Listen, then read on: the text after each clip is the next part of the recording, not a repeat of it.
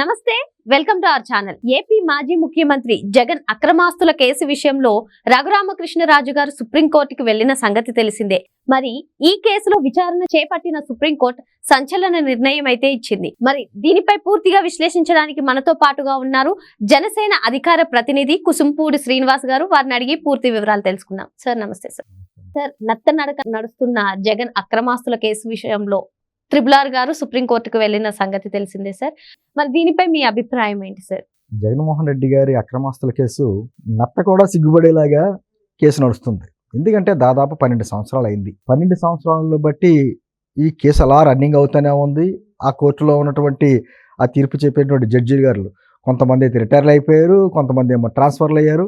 మళ్ళీ కేసు మొదటి స్థానం. మళ్ళీ వచ్చేటప్పటికి ఏమవుతుంది, కొత్త న్యాయమూర్తి గారు వచ్చారు, ఆయన మళ్ళీ స్టడీ చేయాలి మొత్తం అంతాను అనేటప్పటికీ మళ్ళీ కొంతసేపు.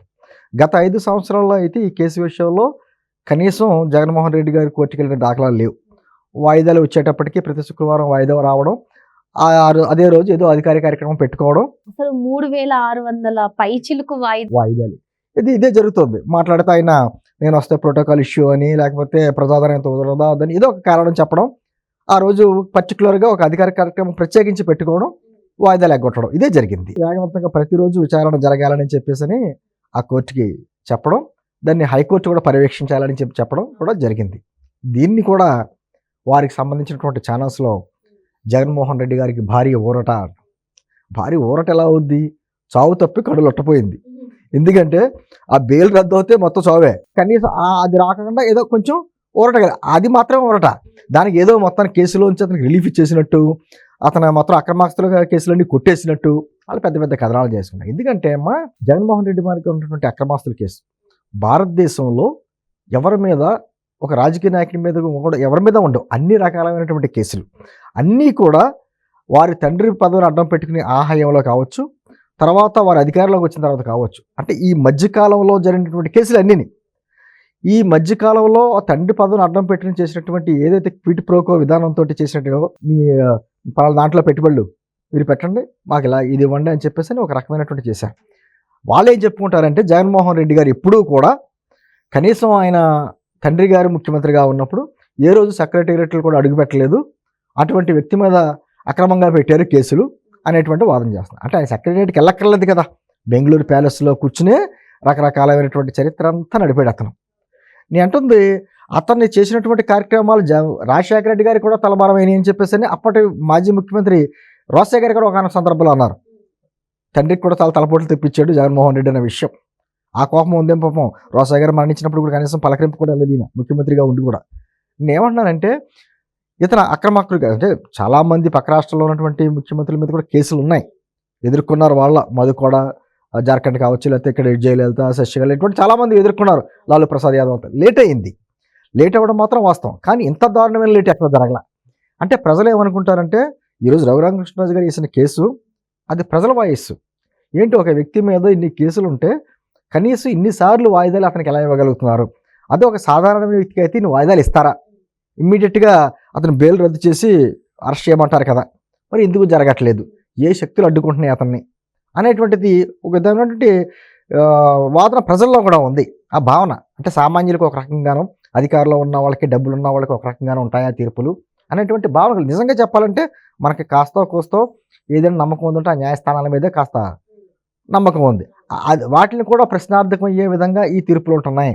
అతను చేసినవి చిన్న చిన్న కేసులు కాదు. ఒక పక్కన వాళ్ళు వాదించుకుంటారు, మేమేం చేయలేదు, అన్ని సక్రమే అని చెప్పుకుంటారు. కానీ అన్ని చేసుకున్న పక్షంలో దాదాపు 45,000 కోట్ల రూపాయలు ఎందుకు సీజ్ చేస్తారు సిబిఐని, ఈడీ సీజ్ చేసింది కదా, అక్రమం ఉందని కదా. వాళ్ళు ఏమంటారంటే 1,00,000 కోట్లు అన్నారు, చూసారా 43,000 కోట్లే సీజ్ చేశారని మాటలు పడతారు. అంటే ఏదో చాలా చిన్న అమౌంట్ వాళ్ళకి. అంటే ఈ రోజున అంత దారుణంగా, అంటే అతను చెప్పిన మాటలు కూడా అలాగే చెప్పాడమ్మా. మాట్లాడితే ఏమన్నాడు, నాకు ఏమో పేపర్ లేదు, ఛానల్ లేవు అన్నాడు. మరి అక్కడ ఉన్న పేపర్లు ఎవరో ఛానల్ ఎవరో మనకు తెలియదా? అంటే మనం రివర్స్ అర్థం చేసుకోవాలి.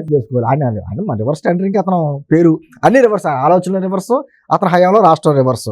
ఈ రోజున ఢిల్లీలోని, మళ్ళీ చెప్తున్న ఉదాహరణగా, ఢిల్లీలో చిదంబరం గారి కేసు రన్ అయింది. కాంగ్రెస్ పార్టీకి సంబంధించినటువంటి చిదంబరం గారి కేసు రన్ అయినప్పుడు ఢిల్లీలో ఒక కోర్టులో జడ్జి గారు అన్నాడు ఒక మాట, ఇటువంటి అక్రమాస్తుల కేసుల్లో ఉన్న వాళ్ళు చాలా ప్రణాళికగా, ముందస్తు ప్రణాళికతో ఉంటారు, చాలా తెలివిగా వ్యవహరిస్తారు, అని మీకు ఉదాహరణ కావాలంటే జగన్మోహన్ రెడ్డి అని చెప్పి పేరు చెప్పాడు అక్కడ ఢిల్లీ కోర్టులో. అంత ఘనుడు మనకి, మన ఢిల్లీలో కూడా మనకి మంచి పేరు ప్రఖ్యాతలు ఈయన వల్ల వచ్చినాయి. ఈరోజు ఏదైతే సుప్రీంకోర్టు ఇచ్చిందో అది ఊరట కాదు. నేను ముందుగా చెప్పినట్టు చావు తప్పి కన్నులు అట్టపోయింది. ఖచ్చితంగా నేను ఏమంటే శ్రావణి ఒకరోజు లేట్ అవ్వచ్చు, కానీ లాలూ ప్రసాద్ యాదవ్ కంటే జైలు వెళ్తే కంటే ఎంతకంటే అంత మొదలైన కాదు కదా. ఖచ్చితంగా అతను జైలు వచ్చి లెక్క పెట్టాల్సిందే. కాకపోతే ఈ లోపుగా అతనికి కోర్టు తీర్పులు వచ్చి అన్నీ వచ్చి ఈ లోపుగా ఏమవుతుందంటే అతనికి రావాల్సినటువంటి రాజ్యాంగ పదవులు అన్నీ అనుభవిస్తున్నాడు. ఇప్పుడు మాజీ ముఖ్యమంత్రి స్థానంలో 5 సంవత్సరాలు ఉన్నాడు. రేపు పొద్దున్న అతను కానీ కడిగిన ముచ్చులో బయటకు వస్తే ఓహో వేలాడి గుడ్, మనం ఏం కాదనం. కానీ అతను గతంలో ఉన్నట్టు జైల్లో ఉన్నట్టు కేసులన్నీ జైలుకి వెళ్ళాల్సి వచ్చింది అనుకో, మనం ఏం చెప్పుకోవాలి? మన మాజీ ముఖ్యమంత్రి గారు ఇటువంటి కార్యక్రమాలు చేశాడంటే అందులో జైలు జీవితం మళ్ళీ అనుభవిస్తున్నాడు అనే మాట మాట్లాడుకోవాలి. ఇదే విధంగా రన్ అవుతాయి ఏమవుతాయంటే ఇప్పుడు 12 సంవత్సరాల క్రితం అంటున్నారు, అంటే ఆయనకి 40 ఏళ్ళు ఉండొచ్చేమో అప్పట్లో. ఇప్పుడు ఇంకో 10-12 సంవత్సరాలు పోతే వయసు ఆరోగ్య సమస్యలు రకరకాలుగా వస్తాయి. అంటే ఈ లోపల జరగవలసినంత అయిపోతుంది కదా. అంటే న్యాయం జరగడమే కాదు, న్యాయం జరిగినట్టు కూడా అనిపించాలి. అది జరగట్లా, లేట్ అవుతుంది కదా. ఎంత లేట్ అవుతుంది? లేట్ అంటే మామూలు జీవితకాలం లేటు. అదే విధంగా ఇప్పుడు మరి సుప్రీంకోర్టు ఆదేశించింది కదా సార్, హైకోర్టులో ఎప్పటికప్పుడు విచారణ చేపట్టాలని. ఇప్పుడు ఏమన్నా కొంచెం వాళ్ళు ఏమంటారంటే మళ్ళీ దీని మీద ఏదో మళ్ళీ కోర్టుకు వెళ్తారు. రోజువారీ విచారణకి పలానా అడ్డంకి ఉందని చెప్పేసి ఆ లాయర్ తోటి ఏదో వేస్తారు. ఎందుకంటే జగన్మోహన్ రెడ్డి గారి మీద ఆధారపడినటువంటి లాయర్లే ప్రత్యేకించి అలా చదువుకుని ఉంటారు వాళ్ళు. జగన్మోహన్ రెడ్డి గారి కేసు ఒకటి వస్తే చాలు మరి జీవితం వెళ్ళిపోద్ది అనుకుంటారు వాళ్ళు. అలాగా అంటే లా బుక్స్లో కూడా ప్రత్యేకించి జగన్మోహన్ రెడ్డి గారి మీద కేసులో ఒక చాప్టర్ ఉంది.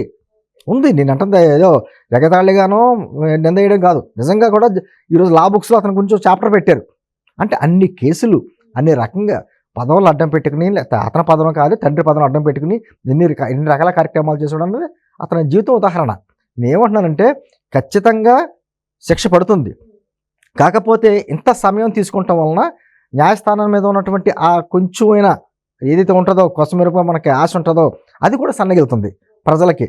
ఇది సామాన్య వ్యక్తులు ఎవరైనా ఇటువంటి కేసులు అయితే ఇన్ని వాయిదాలు కోర్టు ఇస్తుందా? నేనేమంటున్నానంటే ఖచ్చితంగా జగన్మోహన్ రెడ్డి ఈ రోజు మళ్ళీ రోజువారీ వాయిదాలకు వెళ్ళమని చెప్పేసి విచారణ జరగాలని చెప్పేసి అన్నా కూడా అతను ఏదో వంక పెట్టి మళ్ళీ కోర్టుకి ఇది రకంగా పెడతాడు. ధర్మాసనం ఈ తీర్పు వచ్చింది కదా, మరి జగన్ లండన్ పర్యటన ముగిసినట్టేనా? అంటే వచ్చేస్తాడు.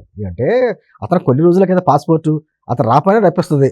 ఎందుకంటే అతని పాస్పోర్ట్కి కొంత టైం ఉంటుంది. ఆ టైంలో ఇళ్ళాలే రావాలి, వస్తాడు. కానీ వచ్చిన తర్వాత కూడా అంటే మనకి చట్టాల మీద నమ్మకం ఏమైనా ఉంటాయి, అతనికి చట్టాల్లో ఉన్న లొసుగుల మీద నమ్మకం. ఆ లొసుగులను ఆధారంగా చేసుకుని ఏదో రకంగా బయటపడాలనే ప్రయత్నం చేస్తూ ఉంటాడు. అతనికి తగ్గట్టుగానే అతని లాయర్లు కూడా ఎటువంటి ఇప్పుడు కోట్ల రూపాయలు ఫీజులు తీసుకున్నటువంటి చిన్న లాయర్లు కాదు కదా. ఖచ్చితంగా ఇతను కోర్టుకి వెళ్ళకుండా ఏ విధంగా అడ్డుపడాలా అనేటువంటి విషయంలో వాళ్ళు ఆలోచిస్తారు. కానీ ఏదేమైనా జగన్ జీవితం ఒకటేనమ్మా, జగన్ జీవితం చరమాంకం అంతా జైలు గడపవలసిందే. అది కాస్త వెనక ముందు అవుద్ది, అంతే తేడా. ఓకే సార్, మొత్తానికి జగన్ అయితే ఊచలు లెక్క పెట్టాల్సిందని చెప్పి సార్ చెప్తున్నారు. Thank you sir.